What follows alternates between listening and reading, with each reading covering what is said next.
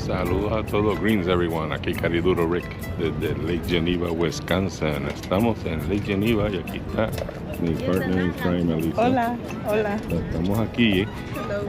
haciendo una fila. We're here doing a line, and let me show you the line. We didn't think it was going to be that long. We've been here for a while. We've been here for a while, and we just got here in the line, so we didn't know it was going to be this we would have been the bad. first ones. But we're in Lake Geneva. There's a festival going on. Estamos en Wisconsin de nuevo.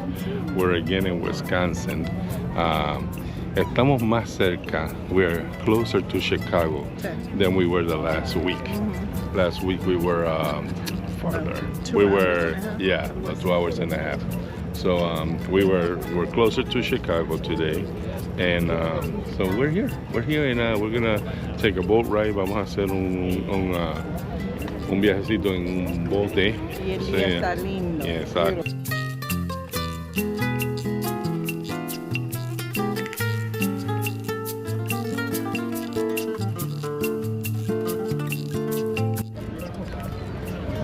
Bueno, estamos aquí ya en el bote. We're already on the boat, getting ready, getting the people ready to, for shipping.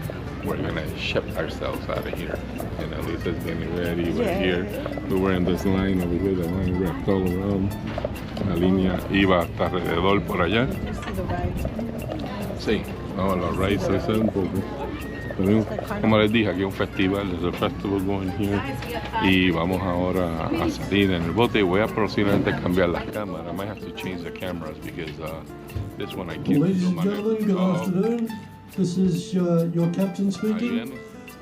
This is going to be a safety announcement, but before we go too far, I'd like to introduce everybody on the boat today. I am your captain, as I said. My name is Mike. We have two tour guides today, Lauren and Trish, and bartender in the back of the boat is Susan. So this is primarily safety, okay? If there is an emergency situation of any kind, I will ask everybody to stay seated. Our crew has been trained.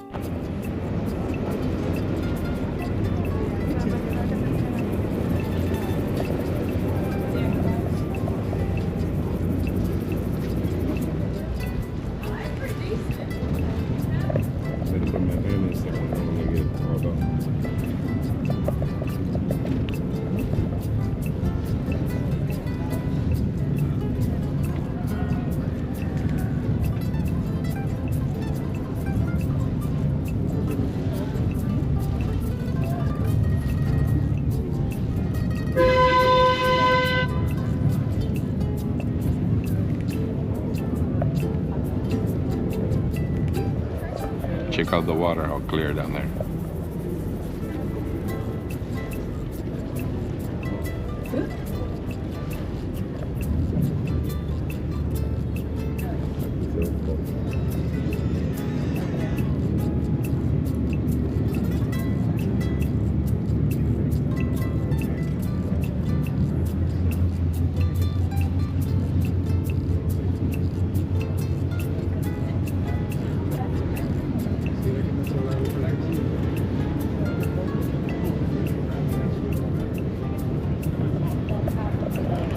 Esta área aquí, this area here is Lake Geneva Harbor. So aquí estamos en el muelle, es como un muelle, ¿verdad? Un área, hasta allá allá tienen una playa. They have a beach over there, and I can't speak loud because there's people around me, hay gente alrededor mío, y esto es un tour, que va a ser un tour guiado, ¿verdad? Van a estar hablando, so no va a haber guías, there are going to be guys here, so I won't be able to say much. You're going to just capture and see what you can. This is 2 hours. 2 hour tour. 2 horas. We're not going to record for 2 hours, no, no. 2 horas. So, si no van a necesitar popcorn para ver todo, 2 horas. Pero les vamos a enseñar lo que podamos, como les dije, va a ser narrado. So, vamos a ver qué es lo más que podemos filmar, ¿verdad? Qué lindo el día. Wow. Alright, hello everyone. I hope you're all having a great day so far. I'll give you guys a quick introduction of myself before we get started here, so we're not complete strangers. Like the captain said, I've lived in this area my entire life, so if you guys have any questions or need recommendations on things to do, I think I'm pretty familiar with the area at this point. And this is my 8th year working here at the cruise line. And we're going to be starting off with that modern brick building behind the Riviera Beach. That is the Lake Geneva Public Library. This prairie-style building was designed by Mr. James Dresser, a student of the famous architect Frank Lloyd Wright. The property along the shoreline is known as Library Park. Mary Sturgis, an early resident, gave this land along with a cottage that once stood here to the city of Lake Geneva back in 1894. And that gift came with the stipulation that the property always be used as a public park and that their cottage serve as the city's first library. We will see the site of the second George and Mary Sturgis home further down the shoreline.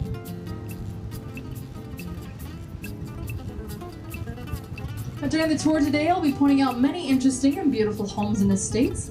Some of these are remnants of a bygone era here on Geneva Lake, an era of elegance roughly between the years of 1870 and 1920, when the men who built these estates were at the forefront of Chicago's business and industry.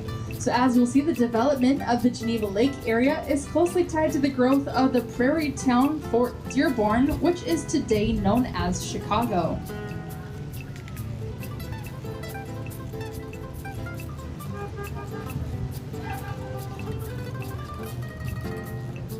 That site where that large tan home now stands, it was called Maple Lawn, built on this site in 1870 for Shelton Sturgis. He and his brothers are both business partners and each had summer homes in the area.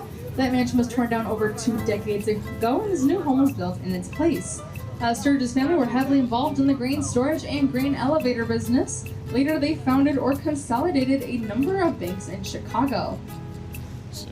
Going to be passing by a group of homes known as the Geneva Manor subdivision, founded in 1926. There are 80 homes, of which about half are used year-round. And one unique things to note about the Geneva Manor subdivision is that all the architectural styles of these houses are different, and this is mandated by subdivision covenants. The manor is built on 37 acres of the Levi Z. Leiter estate, which was known as Linden Lodge and dated back to 1879. Now, Leiter became partners with a man named Marshall Field, and together they began a department store operation known as Field Leiter & Company. Now, Leiter and Field parted ways in 1881, and you're likely familiar with what store came out of that split, Marshall Field's. The main mansion, which stood behind the subdivision's beach and park area, contains more than 30 rooms. Inside were 19 fireplaces, one of them even located in the master bathroom. Now, during the tour today, you may notice a lot of the piers out here are painted white, and that could be for 2 reasons. It does keep your feet cool under that hot summer sun. It also hides those presents that the birds tend to leave behind pretty well. But you may actually notice that Pier 20 is painted a light tan color instead. Now, there is no rule or regulation that you have to paint your pier white. Maybe they just painted that color to match the house behind it, but here we like to say it's because they didn't give in to the peer pressure. The jokes only get better the more that you visit the bar, ladies and gentlemen.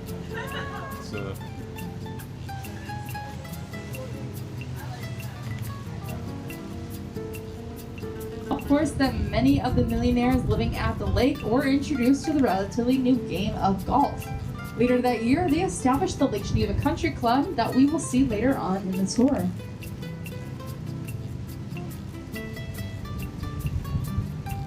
House is right over here. That one over there on the left with the blue infinity pool in front, just behind Pier 40, used to look identical to the one on the right.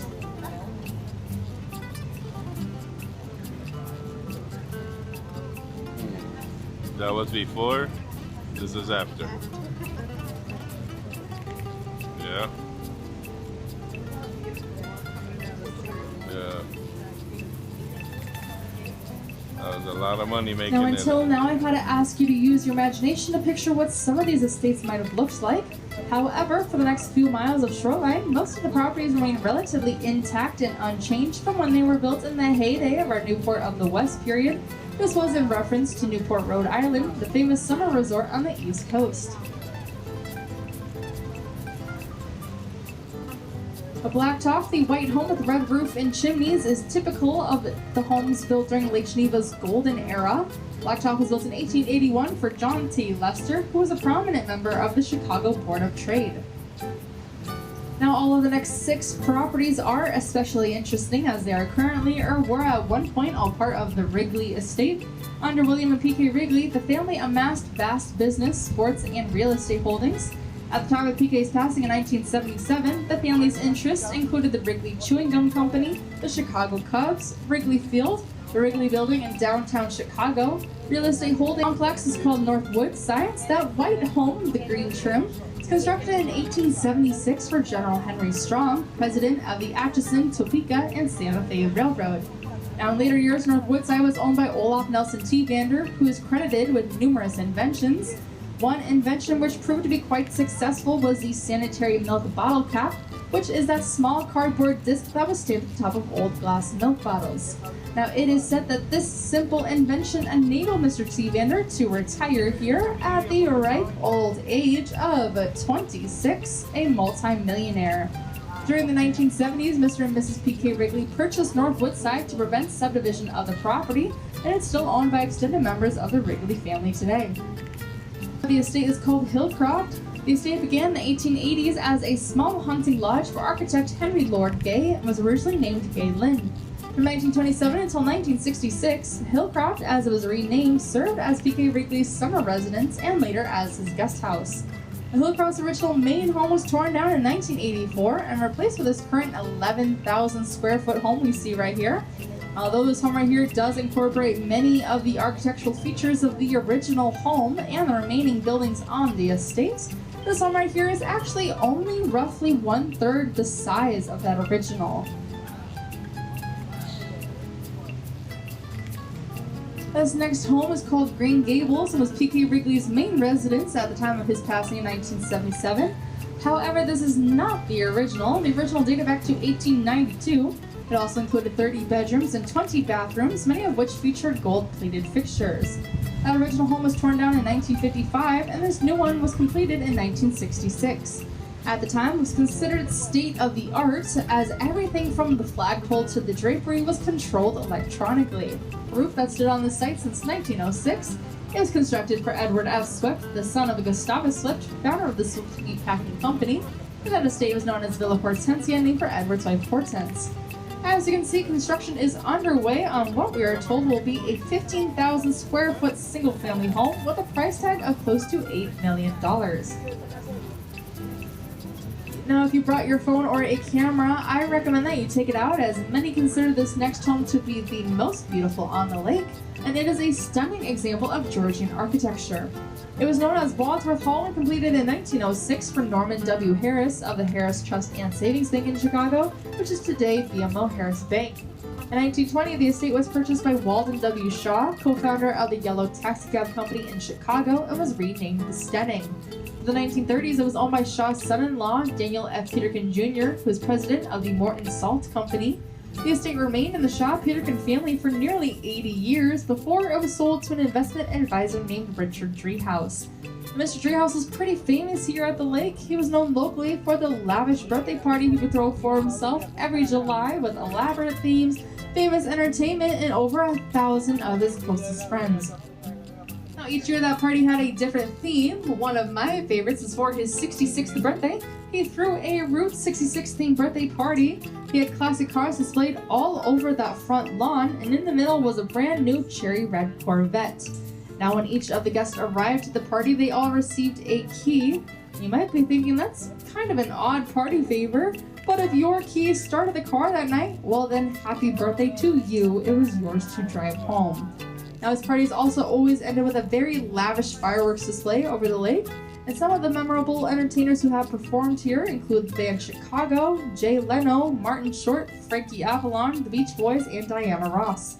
Now, unfortunately, Mr. Driehaus did pass away in March of 2021. In January of 2022, that estate sold for $36 million, which is a real estate record for the state of Wisconsin. Casina, 36 million, she said? That's it. Oh, chica. And one of the founders of what is now True Value Hardware.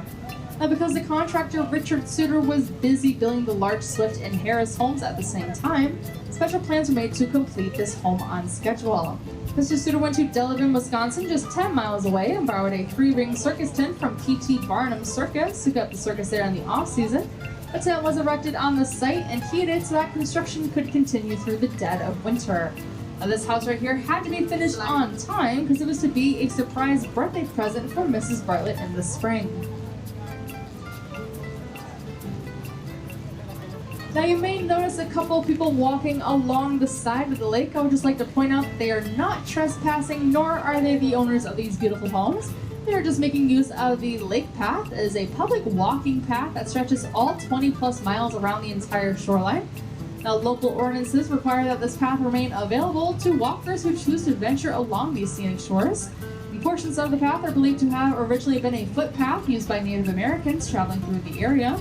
Today, that path offers varied segments of pavement, brick, gravel, or even sand, but in all cases, it does run close to the water's edge.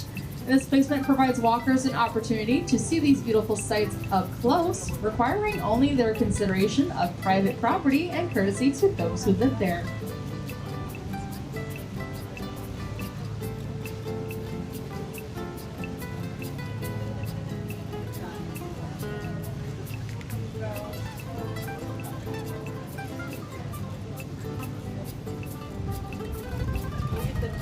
Past the modern homes on the ridge ahead of us, set up above the flat lawn is an old mansion with a red roof and white columns known as Bonnie Bray. Bonnie Bray was built in 1881 for Judge Thomas F. Withrow and named for his daughter Bonnie. In 1897, Bonnie Bray was purchased by Mr. and Mrs. Martin A. Ryerson. The Ryerson family was in the lumber and steel business and had the good fortune of being heir to one of the only lumber yards that survived the Great Chicago Fire. Now, through the years, the Ryersons were very generous supporters of many of Chicago's institutions, including the Art Institute, the Field Columbian Museum of Natural History, and the University of Chicago. Other Ryersons were big party hosts in their day, entertaining guests such as the Fords, the Firestones, the Rockefellers, Thomas Edison, and even Claude Monet. Scale and Balance Company. At one time, blue scales were used exclusively by the U.S. Postal Department. They are still made today, but now they are digital and the company is owned by Rubbermaid. The home was named Alta Vista, meaning high view, and the name still remains today. This is actually the second Alta Vista. The first was a rambling Victorian structure that was built for Orrin Potter in 1881. It was then destroyed in a fire in 1919, just after being purchased by the Blues family.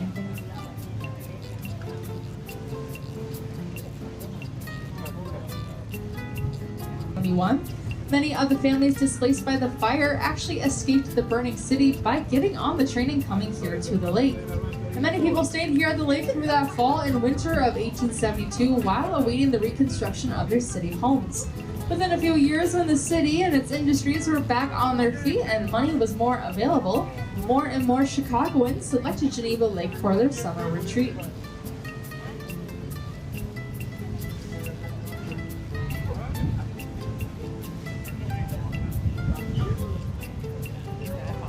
Wow, look at all the patio there. Yeah.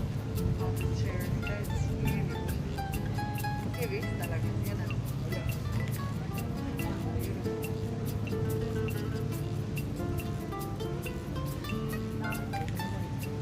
Mansions.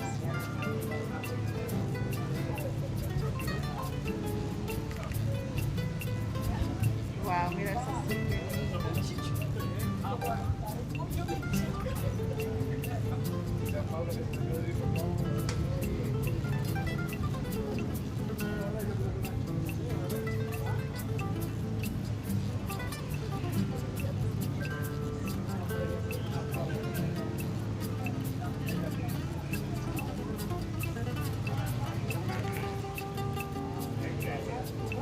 This stone mansion right over here is called Glen Fern. It was built in 1911 for Judge Nathaniel Sears of Chicago.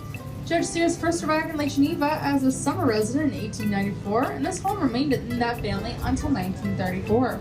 After his death, the estate was sold and partially subdivided, but the main house, caretaker's cottage, and circular livestock barn all still remain today as private residences.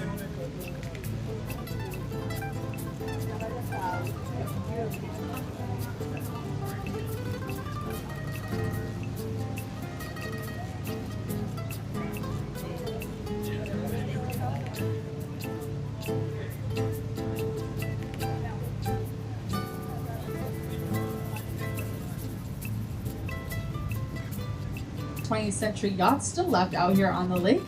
The matriarch was built in 1899 for R.T. Crane, whose estate is Jerseyhurst, which we just saw earlier. Originally named Passaic for Mr. Crane's hometown in New Jersey, she was saved from the scrapyard by a father and son team in the late 1940s and was rechristened the matriarch.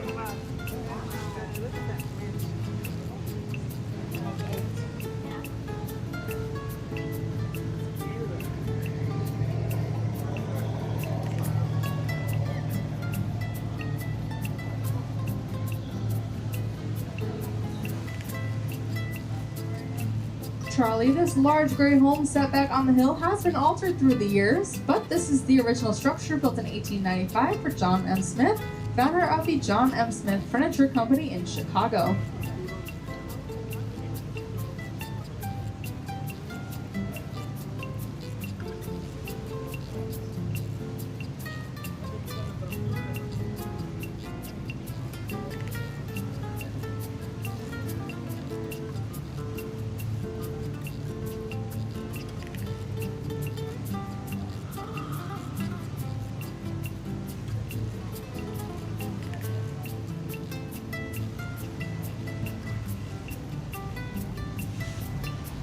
Home on this hill in 1928. That home stood there until 1993 when the family sold the property, but the original boathouse and other buildings on that property still remain today. Look at the boathouse. It's very, very antique, isn't it? Yeah, very different.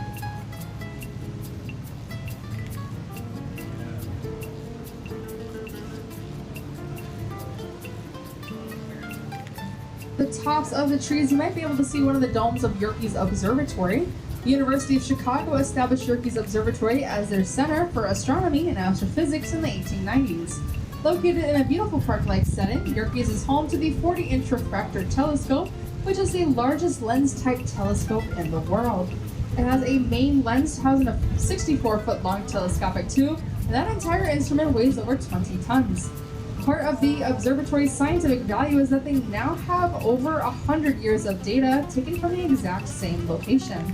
When Yerkes was built in the late 1800s, there was a train that came into Williams Bay from Chicago, making it quite easy for scientists to visit the observatory.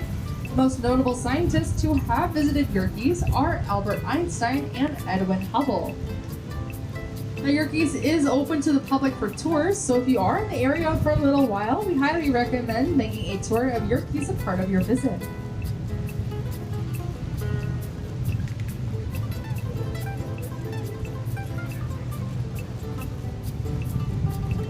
Its founding in 1886 as a training institute for the YMCA, George Williams College has been a learning destination for students of all ages.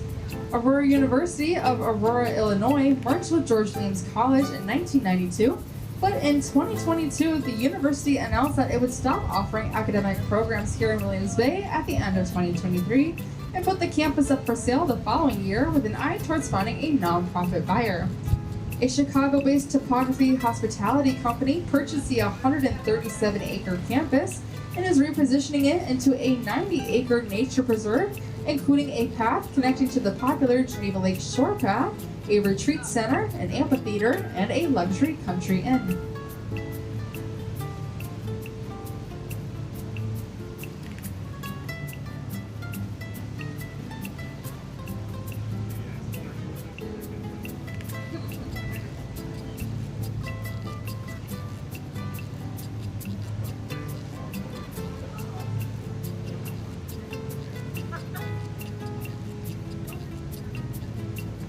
Christian-based summer camp experience for those in need, and it's one of the oldest and continuously operating not-for-profit summer camps in the United States.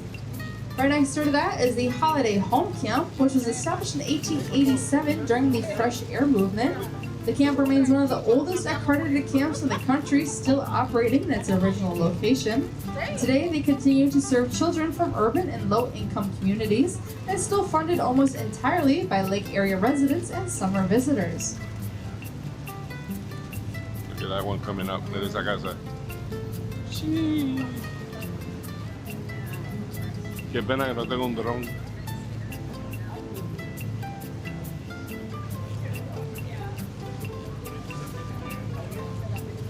That's crazy house right there. Mira los escalones, la escalera para subir allá arriba. Look at that. Crazy. El primer día que me dan la casa me muero de subir la escalera. Oh, one is for handicap. You see how it's Oh, sí, sí, sí, tiene como the other one is un lift, tiene un lift. the lift. That's pretty cool. Or, you know, if they gotta lift anything. Groceries. Whatever.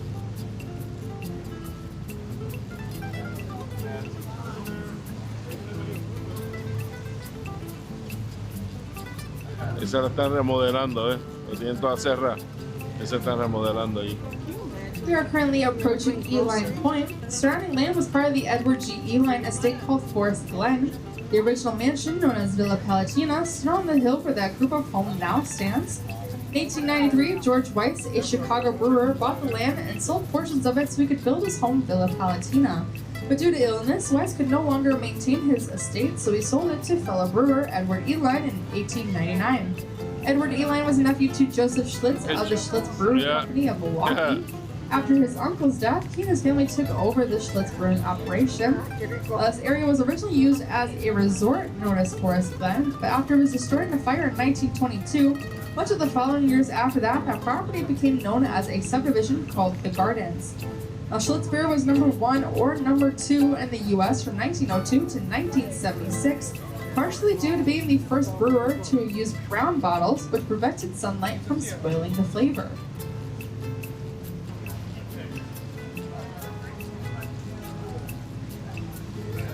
We're going to be passing by the Harvard Club, which was established in 1875 as a camping club, and all the original members were from Harvard, Illinois.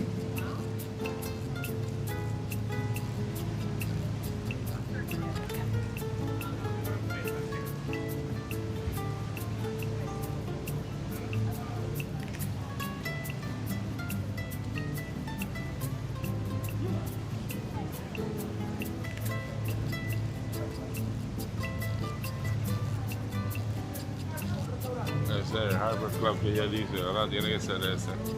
Ese es el Harvard Club que ella está hablando. That's the one. That must be it right there. This brown colored building is the Abbey Springs Yacht Club, which is part of it's the a Abbey yacht Springs club. condominium development.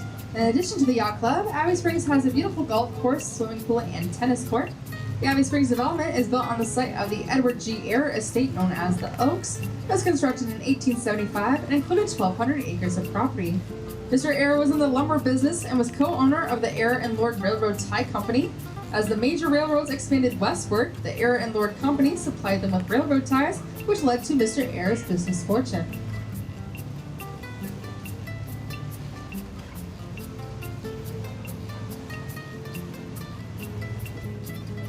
So we hope you're enjoying. Esperamos que estén disfrutando este video. We hope you're enjoying this video. Elisa se está frizando por ustedes.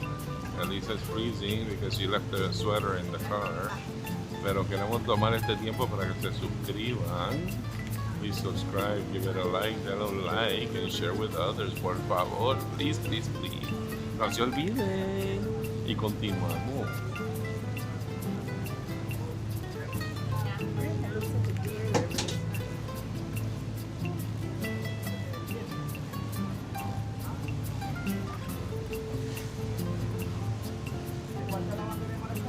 This next home is going to be coming up through the trees over here. It's going to be behind those blue canopies with the gray stripes. It's going to be a large blue mansion with white trim. Trim that was built in 1896 for George P. Brown. It was called the Echoes. Mr. Brown's company was one of the U.S. pioneers in the manufacture of oleomargarine. The idea of a butter substitute didn't quite catch on in the United States until the late 1880s, and its rapid success assured Mr. Brown's financial future, and his company later became known as Good Luck Margarine. In 1913, the property was sold to Amariah G. Cox and renamed Pleasant Hill. Mr. Cox was the owner of the Zeno Manufacturing Company, which produced chewing gum for a limited market. Around 1891, one of his customers was a struggling soap salesman named William Wrigley Jr., who included chewing gum as a bonus in his boxes of soap and baking powder. Mr. Wrigley soon saw the potential of selling gum without the other products and gave up on the soap business altogether. And it wasn't long before the two men joined forces to create the William Wrigley Jr. Chewing Gum Company. And as they say, the rest of that story is business history. Now, this gray building with the white trims, completed in 2015, it's the clubhouse of the Lake Geneva Yacht Club, named the Buddy Melga Sailing Center. The yacht club was chartered in 1874 and has been on this site since 1926. The yacht club is the starting and finishing point for most of the sailboat races held out here on the lake. It's also the home of the Sheridan Cup Regatta, which is a race that has been held here the last weekend in August since 1874. Many famous sailors have come from the Lake Geneva Yacht Club, most notable Mr. Buddy Melgus. Buddy Melgus was the first man in history to win a gold medal in the Olympics and go on to win the America's Cup. Now, he did sail here in Geneva Lake in the A boat fleet for a while, but unfortunately this local legend, known as the Wizard of Zenda, passed away in May of 2023.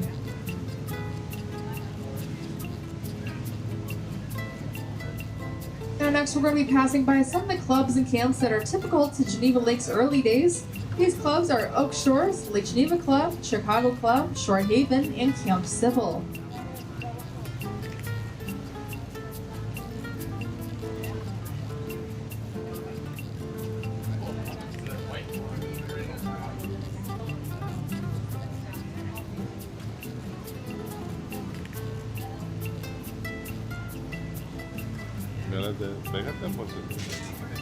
Now, most people who visit this area are familiar with the city of Lake Geneva and likely associated with the entire lake area and properties, but there are actually 5 different municipalities that make up the lakeshore communities. Starting back at the east end of the lake is, of course, the city of Lake Geneva, followed by the town of Lynn, village of Williams Bay, town of Walworth, and the village of Fontana. So depending on where you are on the lake, you could be in a different municipality, even just by passing a few lakeshore properties. Check this out. Peppermint candy cane covers for the boats. Miren eso. Parece un little circus. Parece como un carnaval. Ahí. It's like a little carnival. Y aquello está bajo construction. We're going to be coming up to an area known as the South Shore Club, which features 40 luxury homes built in a European village or cluster style, leaving much of the land open in the middle. This was the site of the former Keys Park Resort. Arthur Kay opened a very lavish resort here in 1875, and many of the millionaires who later built homes at the lake first saw the lake while staying here at Keys Park. The facilities included a racetrack, a zoo, museum, amusement park, elegant hotel, and a dance hall which they say could hold thousands of dancers. For many years, Keys Park was regarded as one of the most popular resorts in the Midwest. A portion of this land was also the former Northwestern Military and Naval Academy. The academy has had roots on the site since 1911 when it was moved here from Highland Park, Illinois. And there's a massive stone building in the center of the field called Davidson Hall, which was built in 1915 and named for the school's founder. But due to severe structural damage and development plans, Davidson Hall was torn down in the summer of 2000. In the fall of 1995, Northwestern merged with St. John's Military Academy in Delafield, Wisconsin, to form one school, now called St. John's Northwestern Military Academy.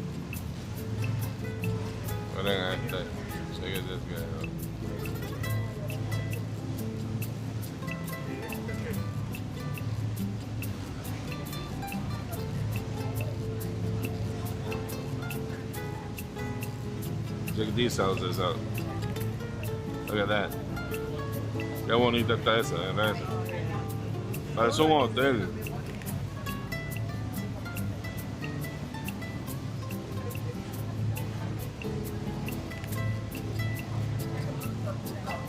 Now next to that large white mansion over there is going to be a brownstone home with a blue slate roof. It's called Majestic Lodge. It was built in 1928 for the late William C. Gruno. Mr. Gruno founded Ballowville Chicken Farms, which is located on land behind this lakeshore home.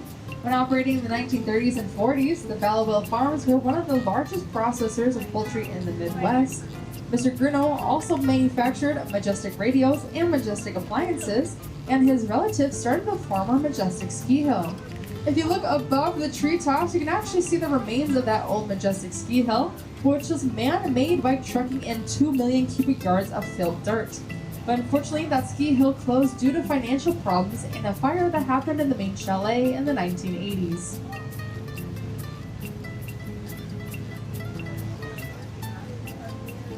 He was a master carver and woodworker.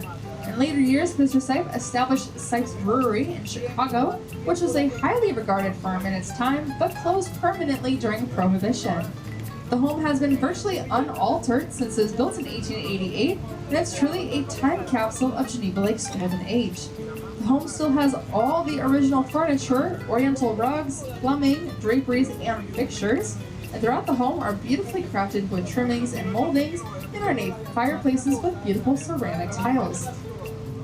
In 2005, after winning a 10-year court battle with the neighbors not wishing the estate to become a museum, one of Mr. Sipe's great-grandsons donated the home, its contents, the land, and more than 500 feet of lakefront to the state of Wisconsin.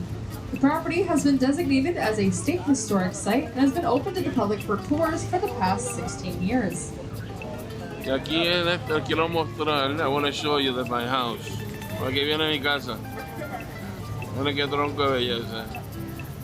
This colorful group of homes on the hill is known as the Highlands, followed by Edgewater Terrace. And further down the shoreline, we're going to pass by the Wooddale subdivision and another subdivision known as the Birches. The subdivisions along the stretch of the south shore between Black Point and the Narrows did not begin until well into the 1930s or later, as the major estates were developing along the north shore before the turn of the 20th century. This side of the lake was not considered prime land since quite steep and difficult to reach even after the road around the lake was completed in 1910.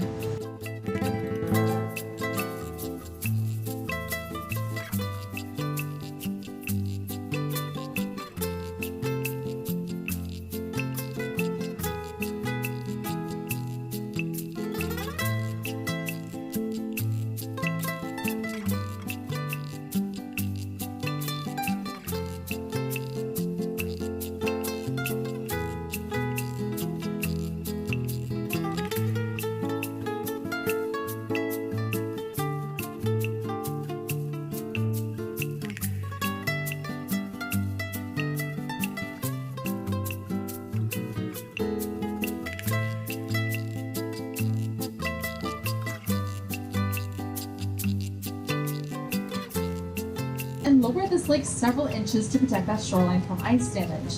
Then in the spring, those gates are closed and the melting snow and spring rain fills this lake back up within a few weeks. Now also, all of these docks must be removed from the lake during the winter to prevent them from being destroyed by that powerful ice. There are around 6 companies in the area whose business is removal and installation of hundreds of these docks. And those crib foundations allow the piers to be easily removed because they have to remove around 1,200 piers out of this lake each year. I'm sure throughout the tour today you may have noticed a lot of the piers on the ends do have numbers on them. That is actually for 2 reasons. First and foremost, it's for your safety. If you're out on the lake and need assistance from police or water safety patrol, saying you're in front of a big, beautiful house with a nice green lawn and a long white pier does not really get you that far. But if you tell them the pier number that you are near, they'll have a much easier time finding you. Now, second, any outgoing males stick it in between their teeth and make the jump back onto the boat without ending up in the lake. Now, the catch is that the boat never stops moving, so it does give you quite the adrenaline rush if I do say so myself. My second year here, I actually did try out for the nail boat, and I did make it. I've had to retire that position for a little bit, but I will be actually picking up jumping again for this fall season. So hopefully I can keep my winning streak of never falling in the lake, but we shall see. And that tour departs every single day at 10 a.m. They run from June 15th to September 15th. And if you guys have any questions about the address of Pier 700 or 700 Lakeshore Drive. The original home was a huge 3-story mansion built in 1905 for the John Baptiste Gromes family, who once owned one of the largest distilleries in Chicago. And that all the estate once encompassed all of the 700 Club grounds, and that home stood in the clearing on the upper left of that lawn.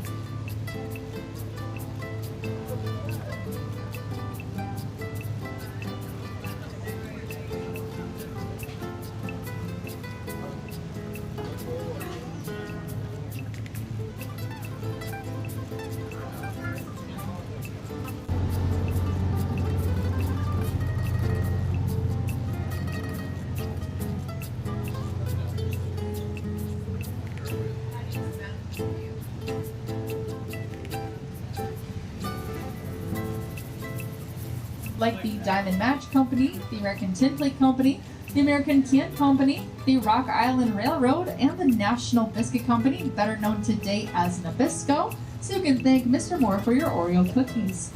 Mr. Moore built the estate in 1900 for approximately $3.5 million at a time when the average wage was just a few dollars per week. At that time, the estate included 400 acres and more than 30 buildings, including a huge Elizabethan-style mansion. Now, in addition to the main home, the estate also included a drive-through gate lodge with living quarters, a carriage house, a garage, a laundry building, 10 greenhouses, a large animal barn, 2 farm cottages, 3 chicken houses, and a partridge in a pear tree.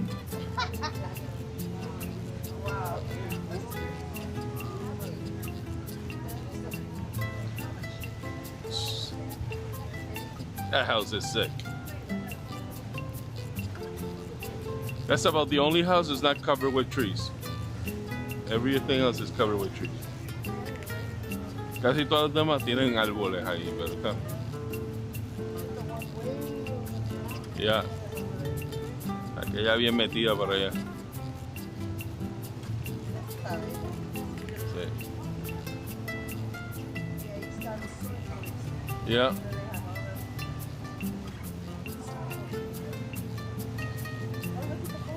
Mira, vaya.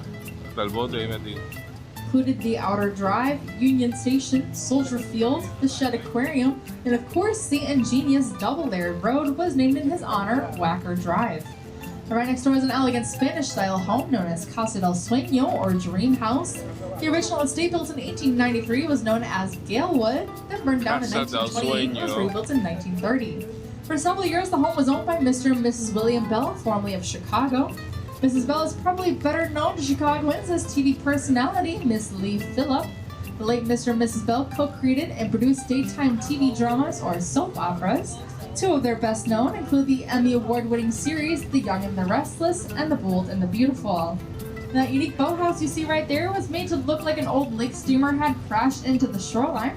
Today they just use that as a guest house, but they have nicknamed that the SS No Go.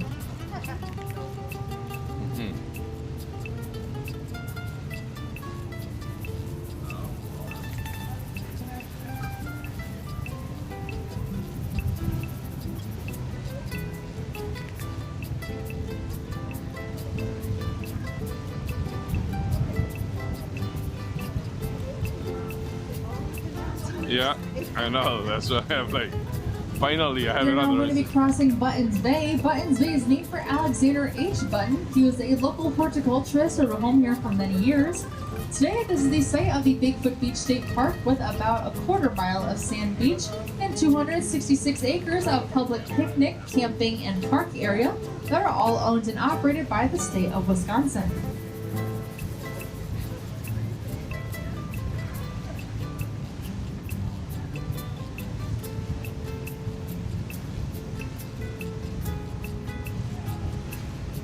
Harrow's Hall, which dates back to 1899.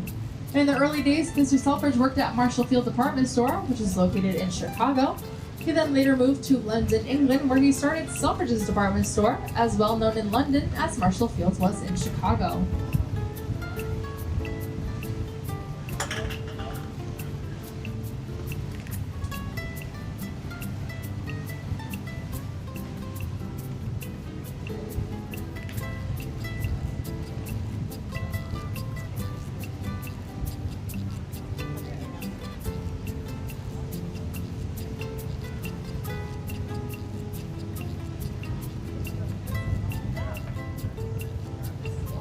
Largest home ever built here at the lake. It is known as Stone Manor, contains more than 50 rooms and 50,000 square feet. Audioung began building in 1899, originally called the mansion Younglands, and as you'll soon see, the home is an Italian-style palace. Now, Audioung's father had died in Germany, and he followed his mother to live in the United States in 1859. Although his family was quite wealthy when they lived in Germany, they were virtually penniless when they arrived in America. Otto started out by selling costume jewelry from a push cart on the sidewalks of New She's York not talking City. about these During his houses. lifetime, Ella no he está amassed hablando de a estas very casas que están sizable aquí. fortune for himself and Ella his está hablando de family. una casa que After ya the viene Chicago por Fire of ahí. 1871, She's talking he about a moved house to that's coming Chicago, up. where he eventually made a fortune in real estate and had invested every nickel he could scrape together in Chicago real estate under the burned-out city. Now, many people thought that Chicago would never rebuild after the devastation of the Ella fire, está but hablando de esta Audion casa que viene por wisely ahí. thought She's talking about otherwise. this house. Much of what he bought parece is un known today castillo, it as looks the like a Chicago castle. Loop. At the time of his death in 1906, a conservative estimate of his fortune was set at over $25 million, which is equivalent to $875 million today. Plans for this home had originally been more modest. A $150,000 budget was set, but with many elaborate additions, that price skyrocketed closer to $2 million, which is extremely expensive even today, but truly astronomical over 125 years ago. Wow. There are 7 levels in all, 2 sub-basements, 4 main levels, and a roof terrace. Set up by a 250-foot wide veranda, the mansion stretches 174 feet as it faces the lake and is 70 feet deep. The exterior walls are dressed Bedford limestone, the floors are hand-laid parquet tile, and the interior walls are Tennessee marble.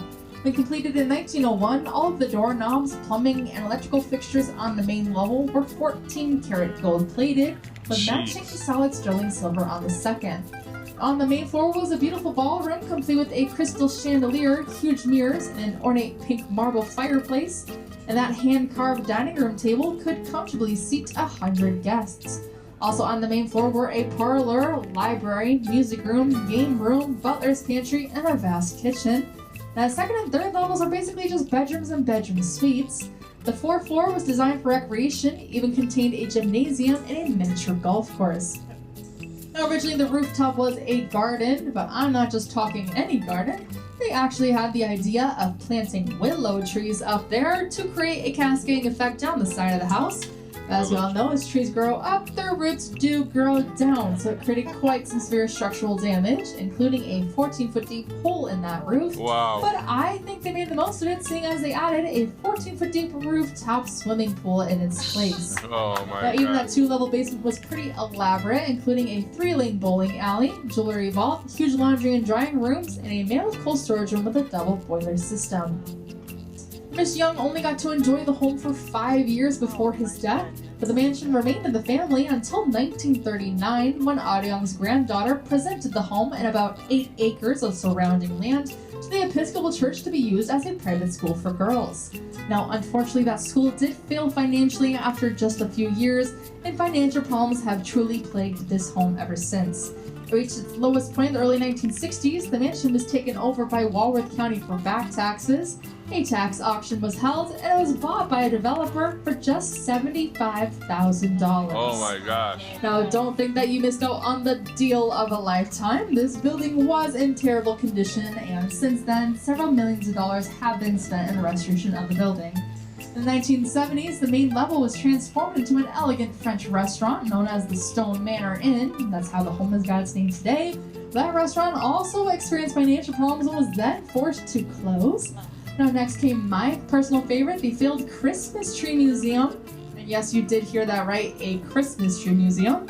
We are still all scratching our heads as to why that one didn't quite work out in the summer resort town of Lake Geneva. But then in the 1980s, they finally got it right when it was purchased by a Chicago couple and converted into 7 luxury condominiums. Now, in the winter of 2018 came the announcement that 6 of the 7 have been purchased by one woman by the name of Tina Trahan. She is the former wife of the CEO of Starz Cable Network. Like I said, she purchased 6 of the 7. That last owner is not quite ready to sell it just yet, but she's not going to pressure them out.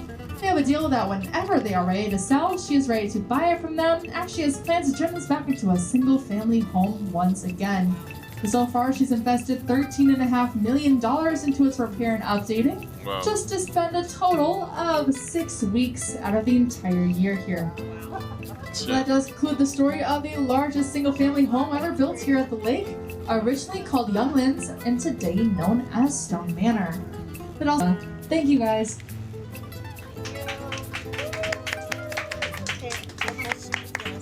Thank you, Laura. Another great job, as usual. And ladies and gentlemen, if you'd like to recognize the great job that Lauren did, she'll be on the dock after we land. We're going to be heading into the dock. I'd like everybody to stay seated, please, while we tie up. And please don't attempt to leave the boat until the gangway is in place. On the way in, I'm going to talk about the Riviera building where our dock is located. This is an interesting building. It was built as a public building in the 1930s. It was financed through a bond. Talking about that building. Hablando de ese edificio que está ahí. And it has a very nice ballroom on the second floor, which is used for weddings and such events nowadays.